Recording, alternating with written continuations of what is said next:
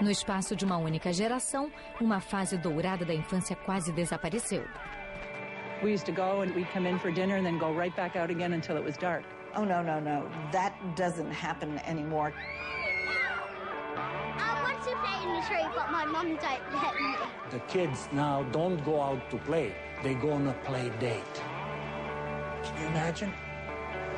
Wherever you go now, people are afraid. Especially parents are absolutely marinated in panic about their kids if they're out of their sight for a moment. Today's parents don't just drop a kid off at the park. My girls, that's just part of life. They wake up in the morning and grab my tracking device. O medo de que a segurança das crianças esteja ameaçada só não é maior do que o medo de que fiquem para trás da escola. On to the next destination.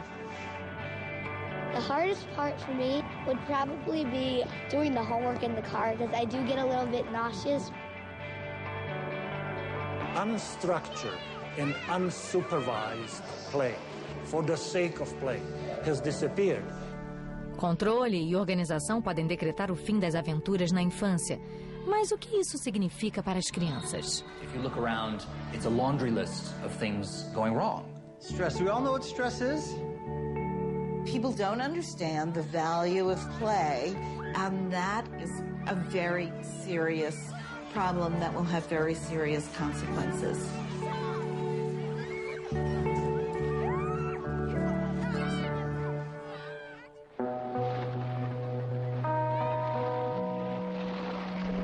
Quem nasceu antes da metade dos anos 80 se recorda de uma infância bem diferente da que vemos hoje.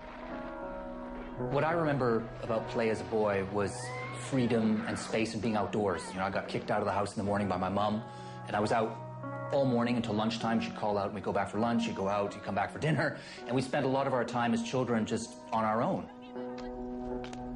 Na América do Norte, ruas que antes ecoavam o som de crianças jogando hóquei ou pulando corda, agora estão em silêncio sepulcral. Ao longo dos últimos 20 anos, uma onda de preocupação com a segurança das crianças as trouxe para dentro de casa.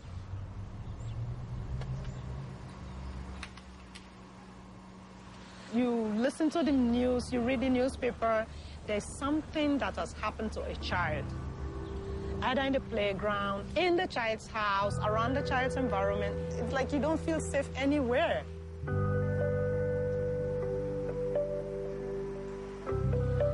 Sometimes you can come to Mommy, can I say, no, you hurt yourself.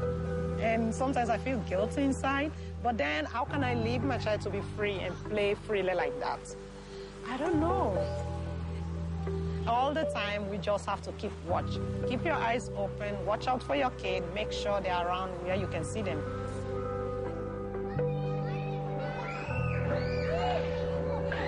Autor de best-sellers, Carl Honoré passou 2 anos pesquisando sobre a situação atual da infância na Europa, Ásia, América do Norte e América do Sul. I think a lot of what's driving our anxiety and even paranoia is just fear feeding on itself, because statistically, the world is a safer place for children now than it's ever been before. The trouble is, it doesn't feel that way to a parent. To a parent, the outside world looks like one enormous cesspit of pedophiles and drunk drivers and just danger around every turn.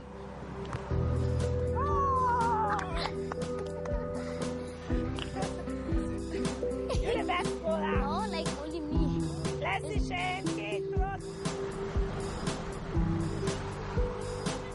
Em Nova York, a americana Hera Stroff Marano é considerada uma grande especialista em lazer e desenvolvimento infantis.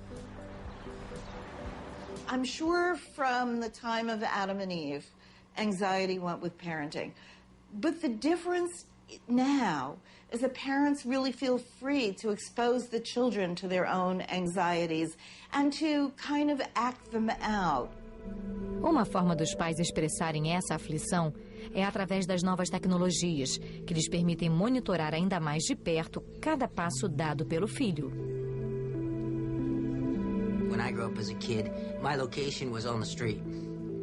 You know, and when the street lights came on, I went home. These kids aren't like that. If they do play in the street, Sherry generally wants to stand over top of them and pay safe attention to them. And we certainly do have this dramatic feeling that there's predators everywhere we turn. Sam, is your BlackBerry charged? We use this to eliminate anxiety. We know what's out there. Okay, make sure that the BlackBerry's turned on and the tracking's on, okay, Jordan? And if I can alleviate the fear that's being generated from myself, the television, and my wife through a simple little piece of technology, why not do it? My girls, that's just part of life. They wake up in the morning and grab my tracking device. All right, let's go. See ya. Have a good day.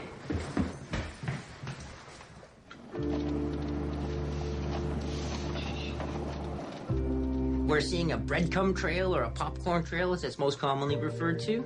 Each one of these blue dots represents a true GPS location, and every 2 minutes, that location gets updated for me. I have the ability to see where they are now, what speed they're heading now, what direction they're heading now, and I'm able to witness and watch the transgression of the girls and their trip to school this morning.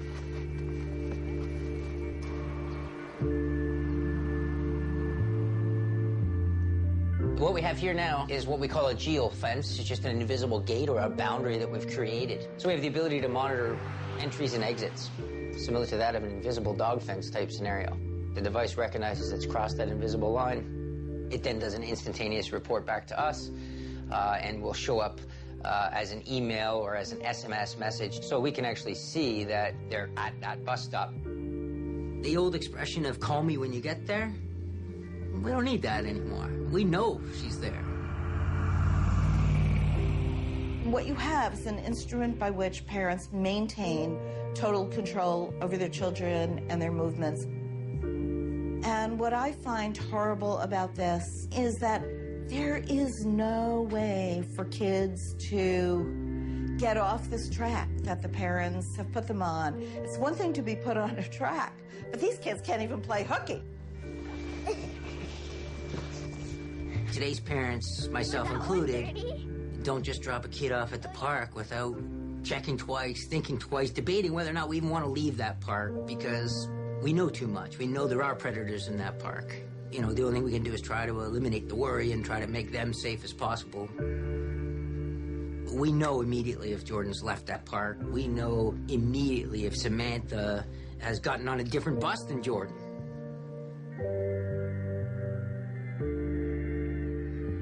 I think that this is really dangerous, to outsource trust to a device and not let the trust grow between parent and child, because that's really the foundation of trust in the entire society. If you can't trust your kids, and if the kids can't trust other people, excuse me, how are they going to build a society that's based on trust?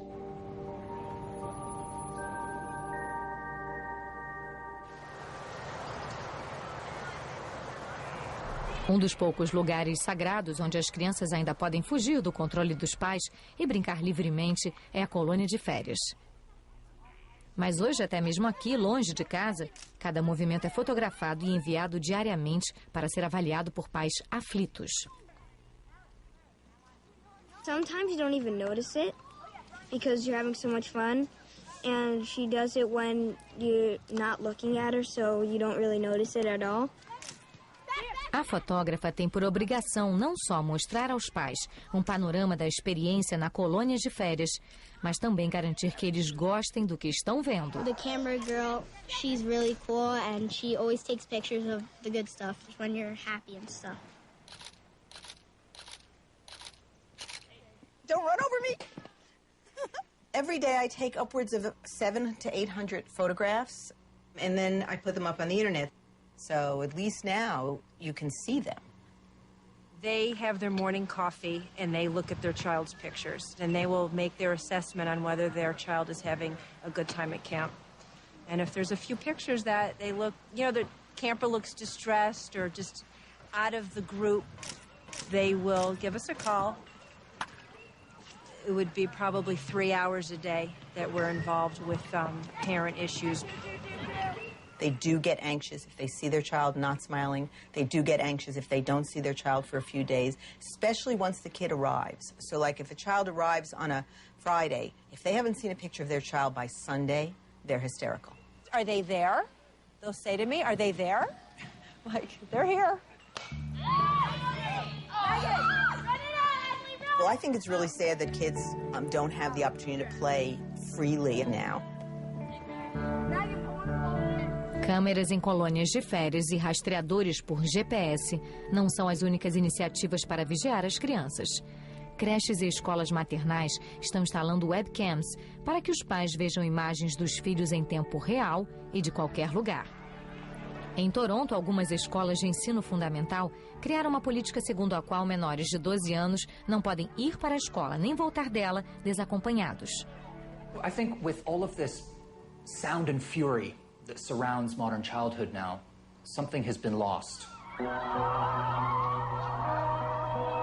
And that is the simple, magical, soaring pleasure of being a child at play. Because that has been almost edited out of the modern experience.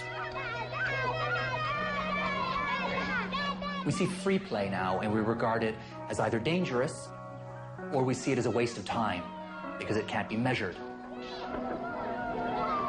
This is not nostalgia. This is not a desire for some glorious childhood past.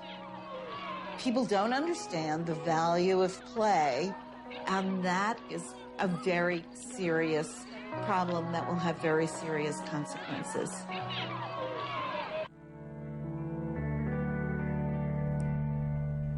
Esta é a era dos hiperpais, que se empenham de forma sobrenatural para garantir o sucesso dos filhos.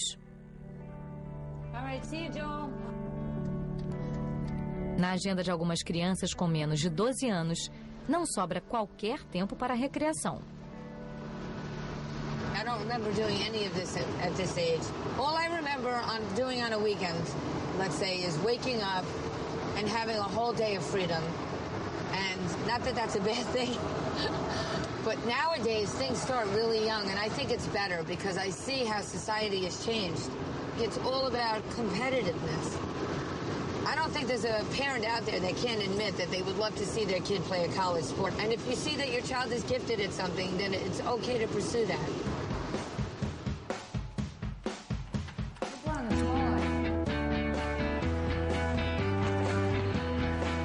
Hyperparenting is really good parenting run amok, in the sense that it starts from the very noble and natural instinct, which is to do the best for our children. But over the last generation, that impulse has morphed into something extreme. As parents now, we feel under pressure to push, polish, and protect our kids with superhuman zeal, to give them the best of everything and make them at the same time the best at everything. Okay. Go in the bathroom, I'll knock on the door. There's nothing wrong with extracurricular activities. In fact, they can be wonderful. On to the next destination. The trouble is that many kids are just getting too much of it. Monday, I have a hockey clinic, then Tuesday, I have hockey practice. Wednesday, I have soccer practice. Thursday, I have hockey practice again. Then Friday, I have soccer practice. Then Saturday, hockey game, baseball game, or soccer game. And then Sunday, same thing. The hardest part for me would probably be doing the homework in the car, because I do get a little bit nauseous, but I just close my eyes for a couple minutes and keep working. So much play for children now is watched over, supervised, structured, spoon-fed by adults. That kids aren't given that time and space just to play on their own. Sport parenting. Where is the red hoodie? Wait, I have a red hoodie. Joel, where's the red hoodie that I pulled out? She needs red, Joel, for the parade. Stop micromanaging. You know, my daughters, we're raring to go at 3:34 in the morning, ready to go to a game and travel. I mean, we're coming home at 9 o'clock to do a change. Some people are just waking up. We're in our third activity. We've been in 2 states already. Joel, I have the red hoodie because she needs it for the parade. Okay, but we're not going to the parade now. We're going to Bayfield. You know, my philosophy is work hard and play harder. Good night, Corey. They did a study that a lot of kids, especially women, that played sports, team sports, through college or through high school, have become very successful people. They interviewed some of the top CEO women in the country of the United States, and most of these women had played some type of sport in college or high school, organized sport. Beautiful. Leaving, let's go. toughest part is like sometimes you don't have no break between. Sometimes it's really hard to do that, having no break between sports. All right, you ready? It's on the other side. Tie to perfection. Ow. Sid, keep your head up. I love you. Have the best game ever. Always know you can always outdo yourself. Get it up! Come on! Shoot it! Shoot it, Gavin! Cut! No. Come on!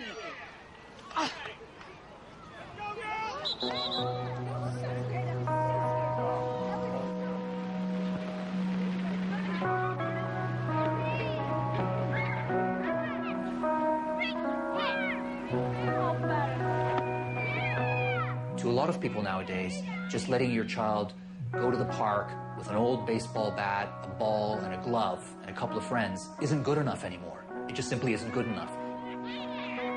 He's got to be in a baseball clinic with a certified coach and a brand new bat, and a brand new ball, and a brand new glove, and a uniform. Os esportes competitivos não são nenhuma novidade para crianças. O que mudou foi a quantidade de tempo gasto neles.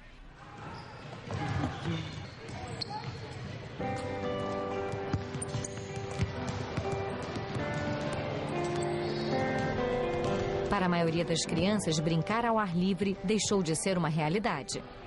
Mas o que isso significa para elas? Será que estão perdendo alguma coisa por não brincarem à moda antiga? We've got a job to do today, guys. We win this, we move on to the quarterfinals, right? In here. 1, 2, 3. What on?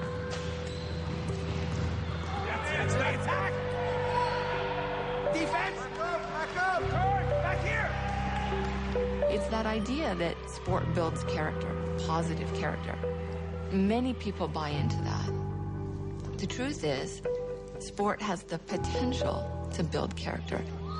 You guys, come on in! Elaine Rackman construiu uma carreira mapeando o comportamento de treinadores, espectadores e jogadores em esportes competitivos para crianças. Generally, I think what happens is you see kids that are not engaged. They don't have to think for themselves. I've gone in and done workshops with groups of kids that unless you give them step-by-step instructions on how to do something, they just sit around because they haven't been told what to do. It's like they have no initiative. They don't have that creative impulse. They have no problem-solving skills. They don't even talk to each other. They just sit around and wait for someone else, an adult, to tell them what to do. William Fowler passou 33 anos ensinando estudos recreacionais na Universidade McMaster. You don't want to eliminate structure because it's a gauge for them as to what they are. But we have to get away from this role-playing that it constantly goes on in structured sport even. Like you'll notice that with these kids, they have a role to play. And they're put in that role by a coach for an obvious reasons. It's going to help the competitive side of things. That if he is not touching the ball very much, there's a reason for it. He's been excluded because he doesn't do it all that well.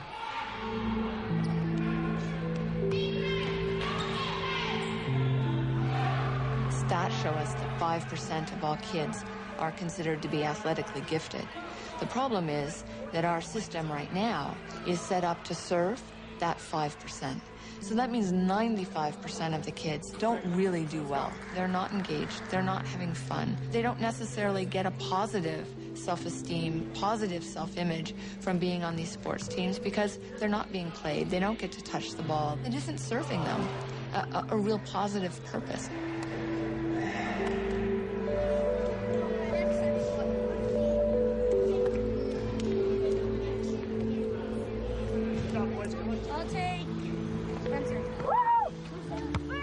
A recreação estruturada pode ter seus críticos, mas o que a outra opção tem de tão especial?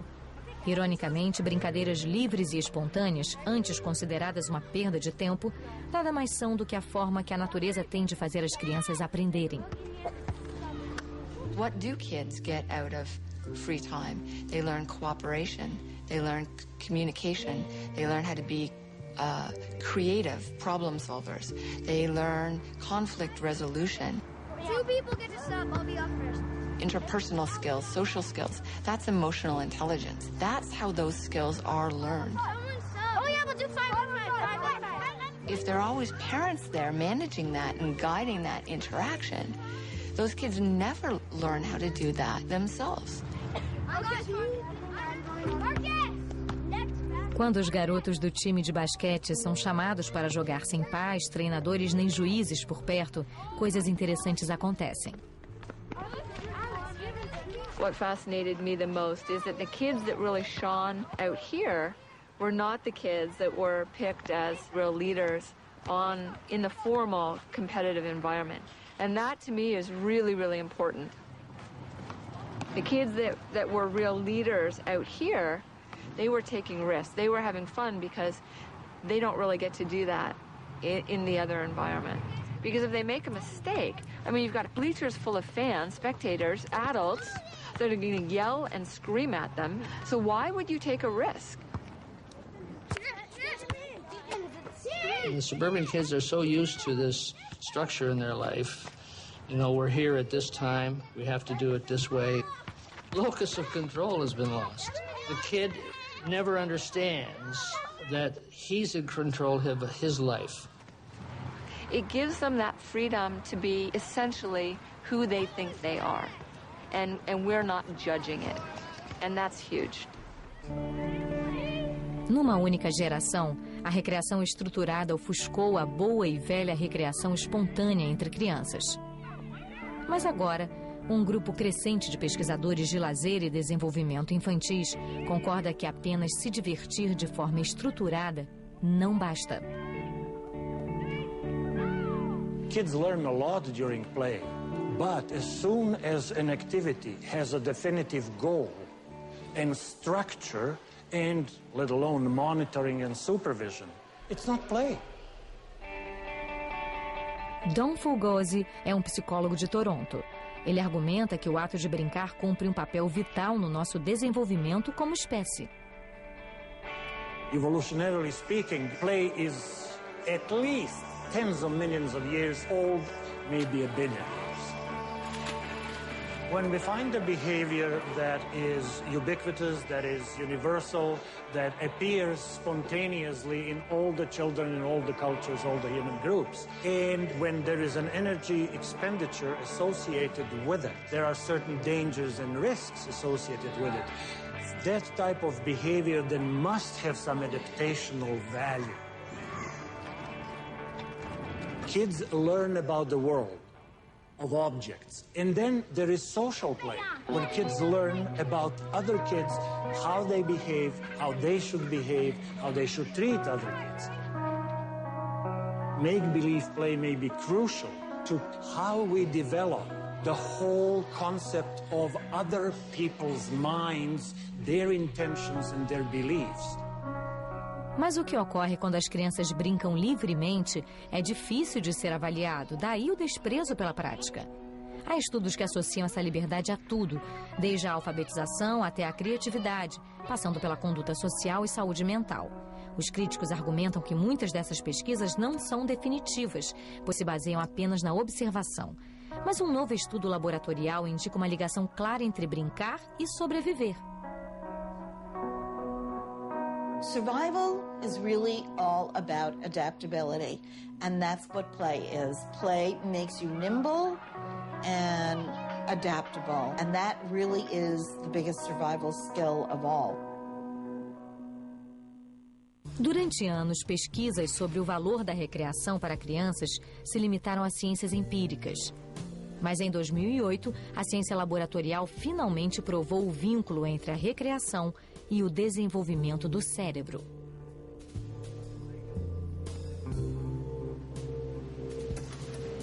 If you take rats that have been reared so that they're not experiencing any peer play, and then you test them as adults, what you get is that the animals are socially incompetent. The next step was what we knew from earlier experiments that we had done, is that if you damage certain parts of the brain, you end up producing rats which show similar types of social incompetence to rats that haven't had any play experience. So if you're socially incompetent if you haven't played, and you're socially incompetent because you got damage to this part of the brain, is it possible that play experience is in fact modifying the way that area of the brain's working, which then in turn influences your social competence?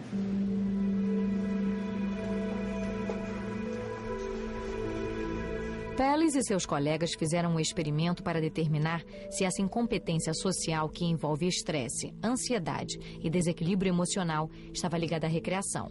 Ele criou 2 grupos, um apenas de filhotes com muito tempo para brincar e outro de filhotes e animais adultos e, portanto, com menos chance para brincar livremente.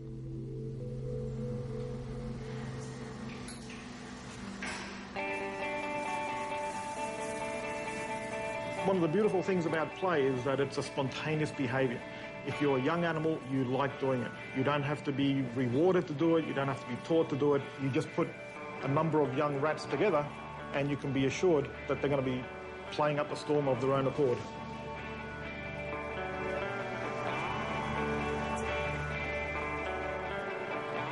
When you open up a skull of any mammal, including a human, the majority of what you see is the cortex. And this is the most evolved, advanced part of the mammalian brain. The most frontal part of that frontal cortex, called the prefrontal cortex, is particularly related to social behavior. So people that have got damage in this area show poor social judgment, they show inappropriate social behavior, and so on. We felt that if any part of the brain is going to be affected by this differing social experience early on, it's got to be there. And so that's what led us to look at this particular part of the brain. These are the cells from the 2 groups of animals that we were looking at. And this is from the play-deprived group, so the juvenile just raised with the adult, and this is from the 4 juveniles together. If we compare these 2 cells, there's this and this that really stand out as different. This is way more complex. There's more branches, more overlap. O experimento feito por Pellis mostra claramente que a recreação leva ao amadurecimento do cérebro. The animals that are getting the chance to play when they're younger have to process more information, and so they need more connections across those areas. Right, it's getting information from more sources. If it's getting more information, it's got a better basis for making a decision as to what to do about a situation. And so this may account for why rats that have played as juveniles are just that much better at dealing with uncertainty in life. Em termos biológicos, a diferença entre o cérebro do rato e o nosso é mínima. Então, o que vale para os ratos, provavelmente vale para nós. E as consequências da falta de tempo para brincar já estão vindo à tona. Cada vez mais, crianças com vidas agitadas e pouco tempo para brincar estão fazendo terapia, se queixando de estresse, ansiedade e depressão. Stress. Do we all know what stress is? Yeah. What do you think stress is? Stress is when, like, you're doing lots of work and you're tired of doing it. Who has too much stuff to do? Tell me a story. Tell me a story about having too much to do. Last year, I only got to rest 1 day a week. Most days I have to do riding. It's like every day. Even on the weekends, I don't get to rest. Only on 1 day, I get some relaxing. It makes me feel some kind of stressed out. Feel stressed out? Yeah. We see a lot of kids that exhibit stress and anxiety in a lot of different ways. What scares you? I don't want you to tell me, and I don't want you to tell anybody else. They live a pretty complex life. They have a lot going on. They have to be scheduled to come to stress management. So everybody stand up. When I say... And we've heard it mentioned in our classes that they're looking for free play. Big deep breath. And breathe out. Strong mountain. Try to be the strongest mountain you can be.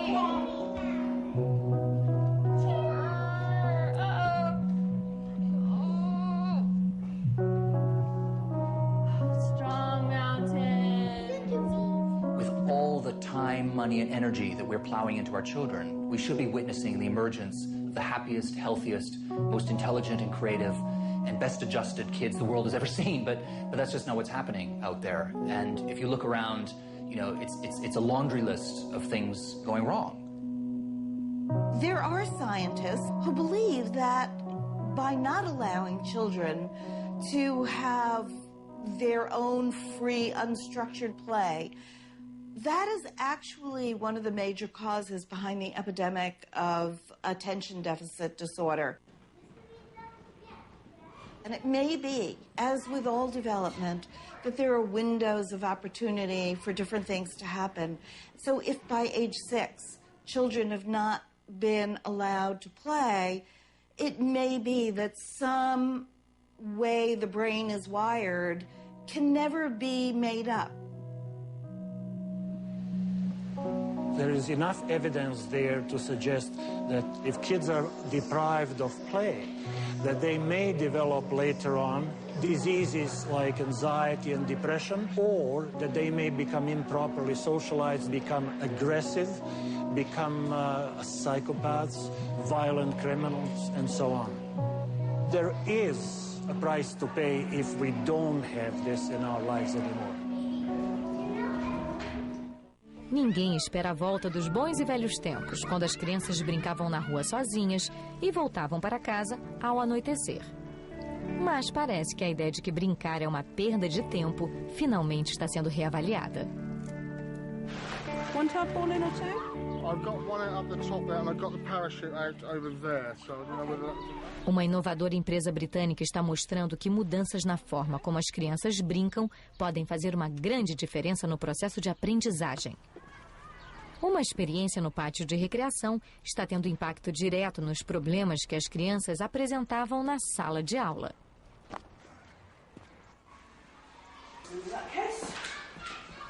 We just felt that the children were very reliant on us, the teachers, that we had to feed them with everything. They weren't very willing to take risks with many things, or work together. They would work together if they knew that the teacher was watching them, but if the teacher, you know, was busy with another group, they weren't as focused on their activities.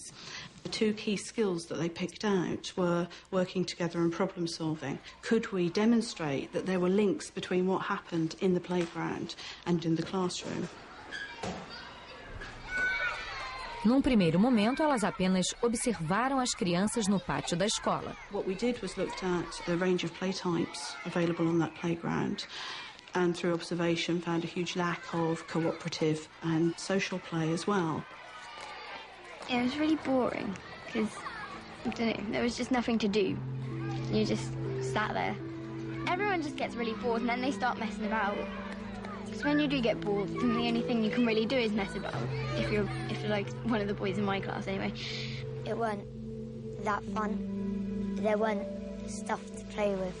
I would play football. It weren't that very exciting. We saw children skipping with the skipping ropes. We saw the bat and the ball games happening. They weren't being used in any sort of imaginative or creative way.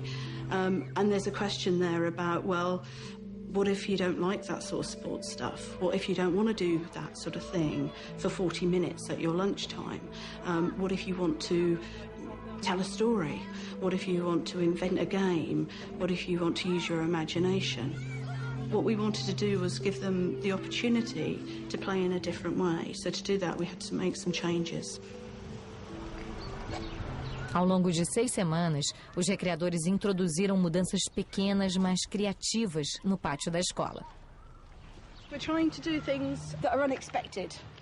There's a thing called neophilia, which means that children are excited by things that are new and novel. So what we're trying to do is make sure that every day the playground is new and exciting. What are they going to do with these, do you think? I have no idea.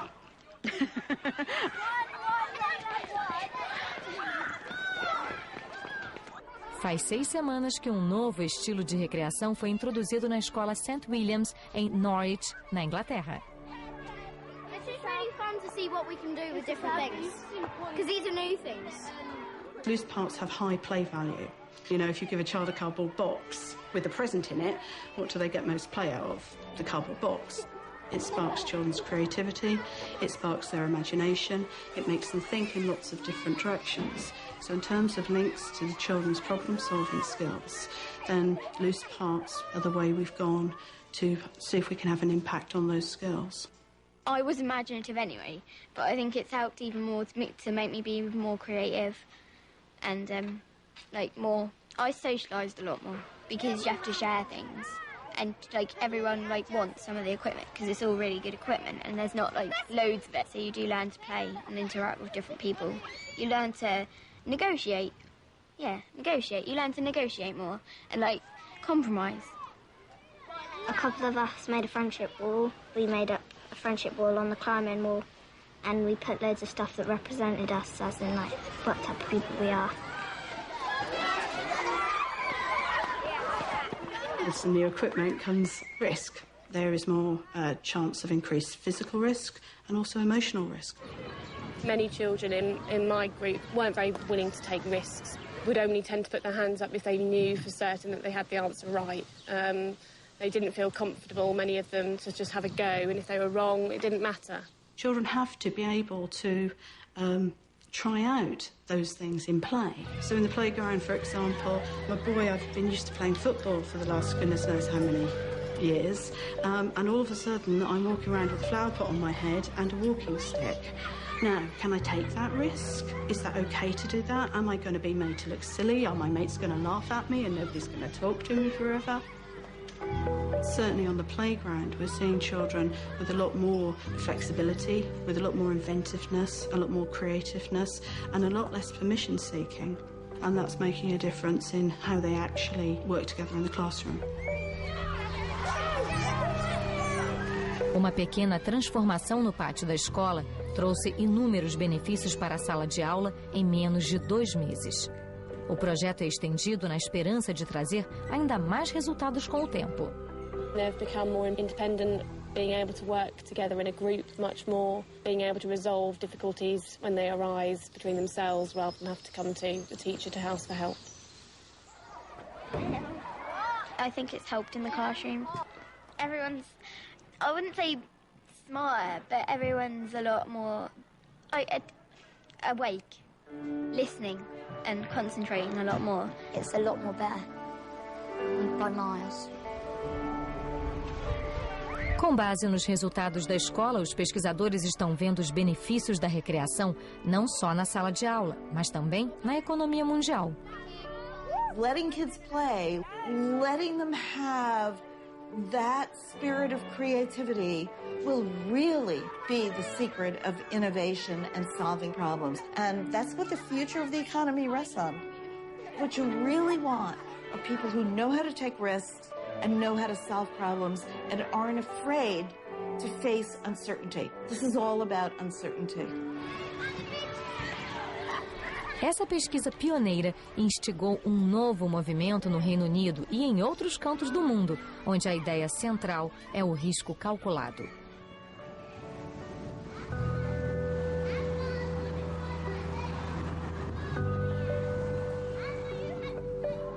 Are you guys allowed to play in the street? To play in the street, but my mum don't let me. My mum, she's one of those mums. She won't even let. I have to hold her hand really tight when I cross the road. She won't even let me in the park go somewhere where I can't see her. She gets really scared that I've died or something. It's just ridiculous. A ideia é reintroduzir a autonomia na vida das crianças, não só pela diversão, mas para prepará-las para um futuro incerto. Em Londres, eles são chamados de parquinhos de aventura. Ironicamente, seu principal defensor era um homem que até pouco tempo atrás ganhava a vida desencorajando riscos.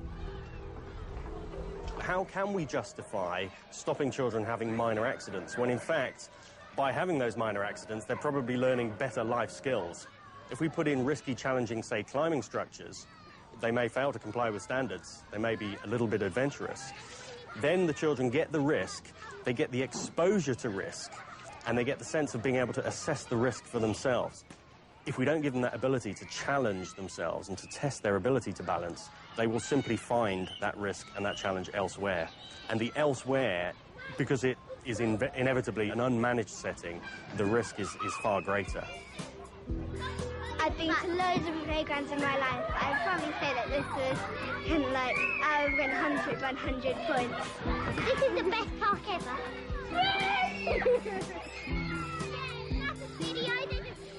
So you'll fall on the playground. What's the worst thing that can happen? You can even break a leg. Is that better than not being exposed to these situations at all? I don't think so. Just think of the infant that's trying to walk. The whole experience is filled mostly with falls. You know, and if the kid never falls, the first time he does, it's going to be trouble. Ainda existem os inconformistas, dispostos a se rebelar contra os horários e deixar os filhos brincarem livremente. Algumas comunidades na América do Norte estabelecem um dia livre no ano, sem dever de casa nem atividades extracurriculares. Na Inglaterra, o partido Tory lançou uma campanha incentivando a recreação ao ar livre. Mas para a maioria, libertar as crianças e expô-las a qualquer tipo de risco, mesmo em prol do amadurecimento, ainda é um tabu. When I told the other mothers at school about what I'd let Izzy do, they didn't say it was horrible, they just said, ooh, they were too scared to do it and they wouldn't do it with their precious son. Like you're not precious, right? Yeah. Em Nova York, um simples ato de rebeldia de um casal despertou o desdém de várias partes do mundo. I couldn't believe the kind of response I get. It's been hundreds of thousands of people coming to the website. I mean, let's look at this. Here's the original article. Why I let my 9-year-old ride the subway alone. I let people weigh in for or against. Here's the first one. Dumbass. I think we can agree that one objects, okay? Thinks that I was crazy to let my son go. He'd been asking, Mom, well, you know, can I go someplace sometime and you'll just leave me and let me try to get home by myself? I talked it over with my husband. We thought, well, that sounds fine. And so that's what we did. We let him get home by himself on the subway after I left him someplace new, which was the handbag department of Bloomingdale's. I wrote the article in my newspaper, the New York Sun, why I let my 9-year-old ride the subway alone. And I came home, as I do, from my job every day, and then around 10 at night, the phone rang, and it was a booker from the Today Show. And I thought, ooh, this is an issue, you know? Then suddenly we were known worldwide as the crazy mom and the extremely lucky, fortunate, can't believe he happened to survive 9-year-old boy. The boy who lived. The world is a risky place. There are dangers everywhere. And really what parenting is about equipping children to cope with those risks. The goal of child rearing is to produce an independent, autonomous human being. You don't suddenly take the leash off when someone is 21. You have to let the leash out gradually. You know, in architecture, less is more. Well, I think that's true in parenting, too. A little benign neglect is good. As a human being, my concern is that the kids may be missing on something that is the greatest fun in their lives at the time. And if they're missing on fun, they're missing on childhood. I'd like everybody to remember childhood as something that was a charmed period of life. I mean, society defines itself not always and entirely by how it works, but also by how it plays. And I think that if we deny children the right to play, if we deny them the space to learn the gift of play and to indulge it, then all of us will be poorer in the long run. I thought, like, finally I'm free for once.